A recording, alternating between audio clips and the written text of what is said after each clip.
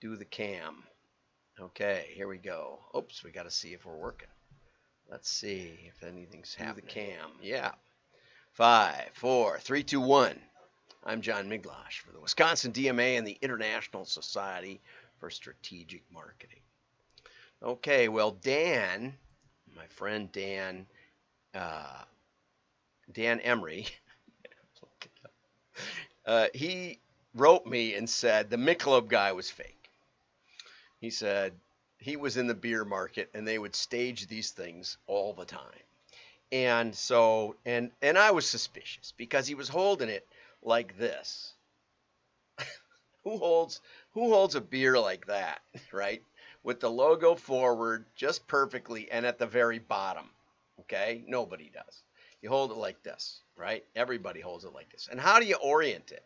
Now, let's say you could turn your hand. This is the way they do it in commercials, like this. But the problem is if you do that, the spout is on the wrong side, completely wrong, right?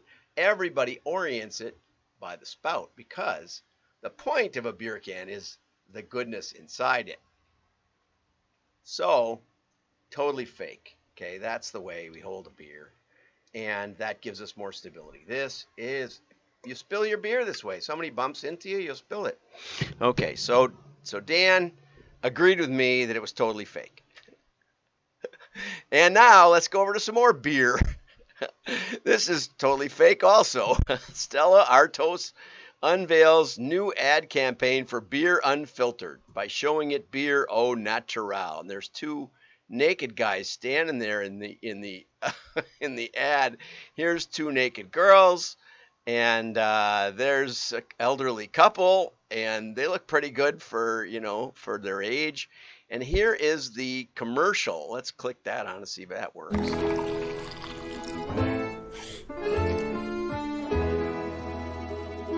That didn't work. Then the fountain goes off. So everybody in the town is naked, supposedly. And they're all covered up appropriately. Artois Unfiltered. Beer au naturel. Okay, so anyway,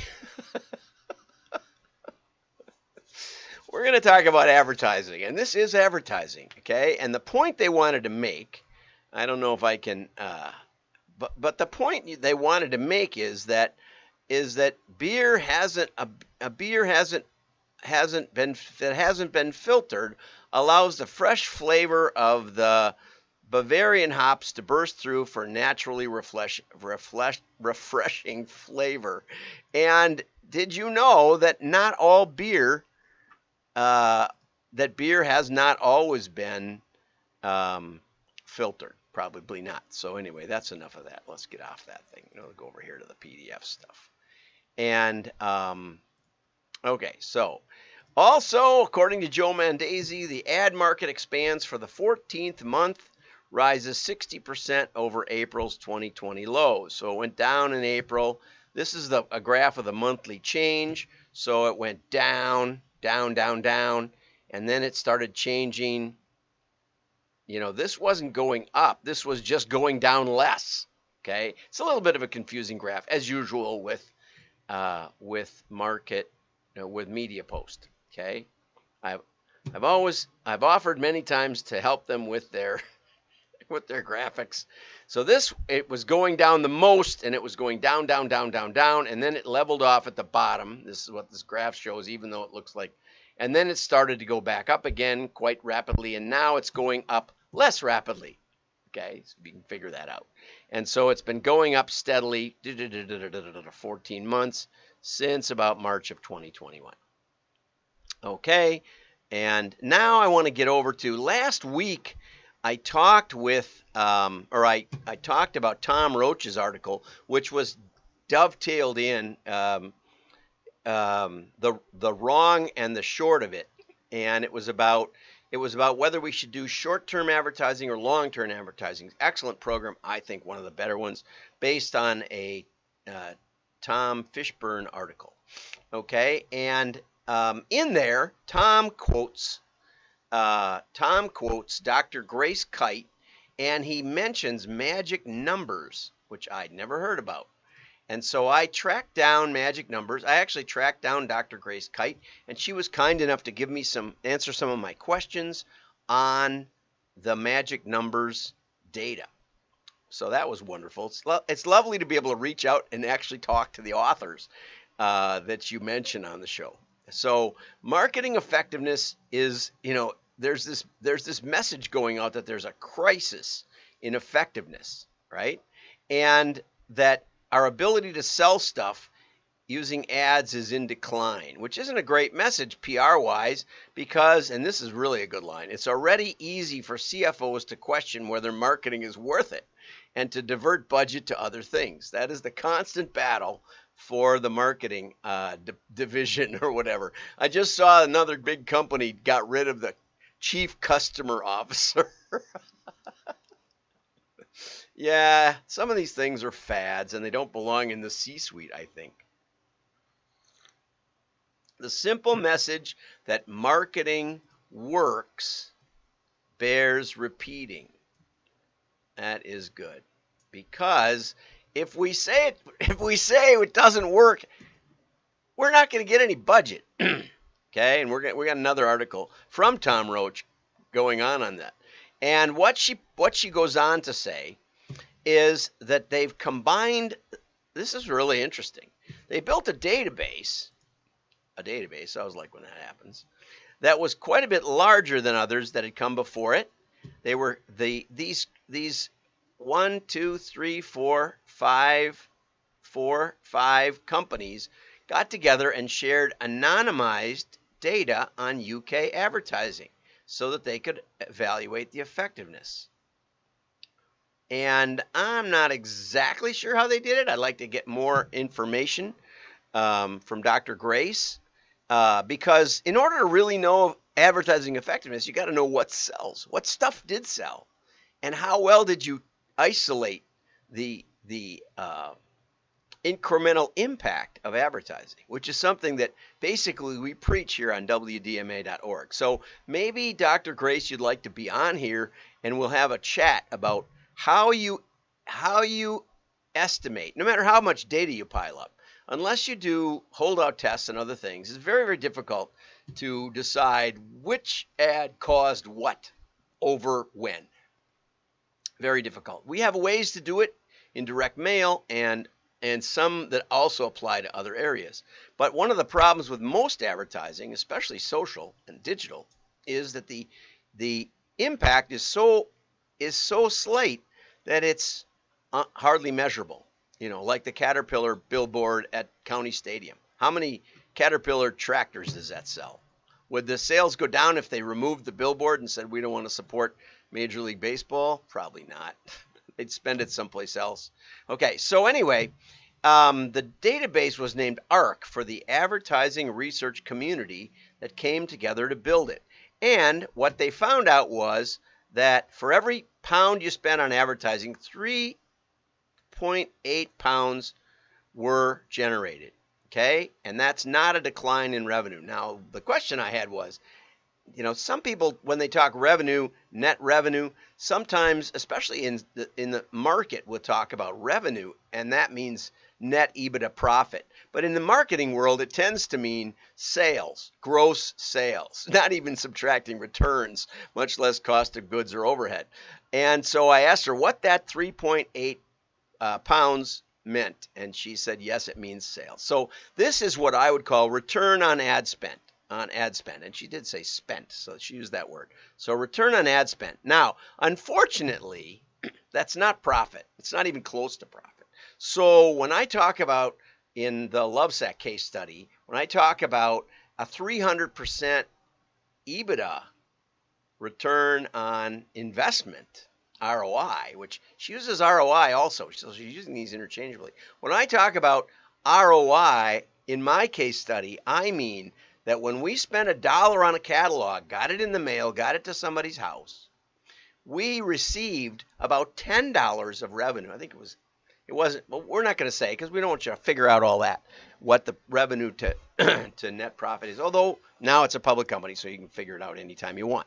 But at the time we didn't. So we'll say that's something like $10 of ad spend, as high as 10, probably as low as 6 could be. That'd still be pretty good. If they got, well, that would be a pretty high margin. You wouldn't probably get that. But anyway, so someplace in that neighborhood, and I have the numbers, I went back and found them all, by each key code. I have the net profit per piece per key code. But anyway, so a 380 might be break even. It might not. Depends on the cost structure. So unless you have those numbers from the client, which we do because we take every order in and analyze it. That's part of what we do, what we've been doing for 25 years for direct mail companies, is taking their orders and making sense out of the data that generates. So we know when we know who got mailed, and we know who ordered, and we know the cost of goods and the items that they bought and all sorts of stuff like that. I doubt that ARC knows those things. But anyway, an excellent article.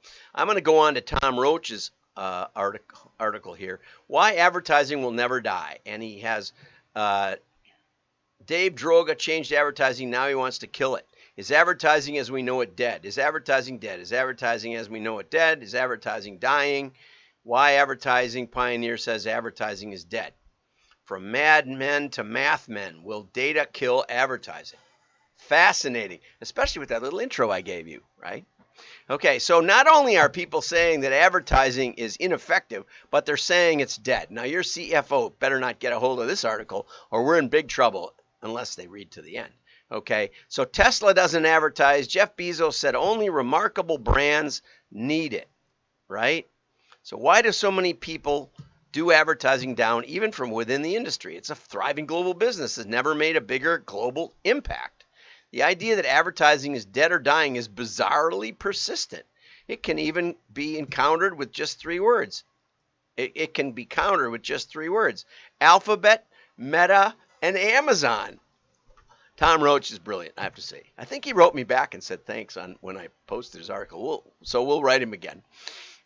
Their combined revenue for advertising was around $240 billion. If Netflix joins the party with Apple also being a fast-growing ad business, the FAANG flush will be complete, substituting F for Facebook and G for Google for their respective owners. For the first time ever, this is really something, a handful of the world's largest, most powerful companies are or at least include significant advertising businesses. Who would have thought we could have pure money generated by pure advertising? So if your metric is commercial success, advertising has never been more alive. Oh, man. Tom, isn't this great? This is a great article, don't you think? Why do so many people think that it's dying? Well, part of it is they think that guys like me who came in with data back in, I did a talk at the New York Hilton in about 1984 and said, I'd like to use big screen, big monitors so I could show the audience what I'm doing on my computer. They said, why would anybody want to use a computer in a presentation? We have slide projectors. I said, well, I want to kind of do it live dynamically with, show what's going on. They'd never been asked that at the New York Hilton on Avenue of the Americas. So, and the talk was about why we should have computers in advertising. There weren't any. They weren't graphically good enough to draw anything. You could maybe write something on them, but not much. You couldn't set type. We pioneered that back in, that was in about 87, where we hooked a PC with PC Write up to a CompuGraphic. CompuGraphic said we were the first ones ever to do that, but it wasn't pretty. Okay, so people hyped up the dawn of a new era of new technologies. It's technology's fault, obviously so. And I'm not that creative, so I probably should take credit for some of this. Make the 800 number bigger. Put a big new on the cover. I've made money doing all kinds of schlocking up, as my creative directors would say. Okay, much of it's just really lazy headlining. It's just clickbait. We want to sell newer, shinier kinds of advertising. So the old is dead, out with the old, in with the new. The king is dead, long live the king. And agencies wanted to show where they were keeping up without looking out of date. And so they created this imaginary world called traditional advertising. Okay, and social media became less social and more media. And you don't make ads, make TikToks. And of course, TikTok buys a lot of traditional advertising and even billboards in Times Square. Musk, you could say, doesn't use advertising, but you could argue that when somebody pays tens of millions of dollars to fire a product into space, placing it in front of the camera and live streaming the results to the entire planet. So if you say something like the monetization of attention, Musk is already the world's richest person and perhaps its greatest showman. So don't say he doesn't advertise. Give me a break. Of course he does.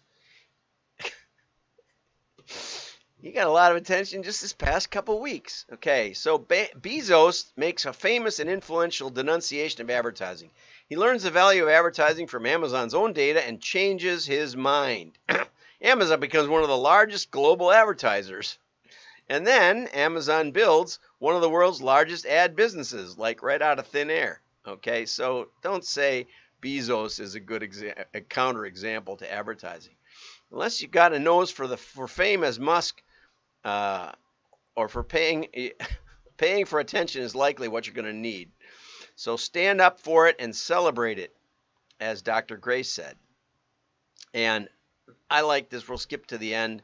This is from the Magic Numbers database that we already touched on. A typical campaign generates £3.80 on return on ad spend, and the winners generated 13. Now that's obviously going to be profitable. Almost has to be. Okay, unless you're really an idiot. Okay, if you look at U.S. advertising as a percent of GDP, it's pretty close to flat. Okay? Since, I can't read the numbers, since 1960, I believe that says. Okay, so it's basically a historical constant. Whenever there are eyeballs, there will be advertising. Okay? And that's the end. Okay, so that was an excellent article. And the only place that they really ban advertising is in communist countries. Marx, if you read Das Kapital, which I'm sure few of you have, but all of you should, it's basically an economics book. It's not rah-rah at all. It's boringly dry. And he says that the only real value in any object is the material it's made out of and the labor it takes to build it. Ultra simplistic, because it doesn't take into account design, elegance, exclusivity, rarity, or even basic function, right? If you build a refrigerator out of enough metal and take long enough to do it, it's more valuable than one that actually works, according to that. And advertising was layered right on top of that. And he said, what value does advertising have? Well, the answer is it gives you choices. It creates a vote from the consumer. If advertising is banned, you can only buy the state-sponsored car. And Top Gear long ago did a show, and I featured it, about did communism ever create a car that anyone wanted? And there was a lot to it, really. So anyway, let's cheer for advertising today. Thank you, Dr. Grace. Thank you, Tom. And thank you, Artois, for doing something truly memorable that we can't unsee. Have a great day. Like and share. Your friends will know you're smart. Make a comment. Share. Don't like. I don't care about likes. I want shares. Shares are worth 20 likes. And comment when I'm talking, because then I can see somebody's hearing it.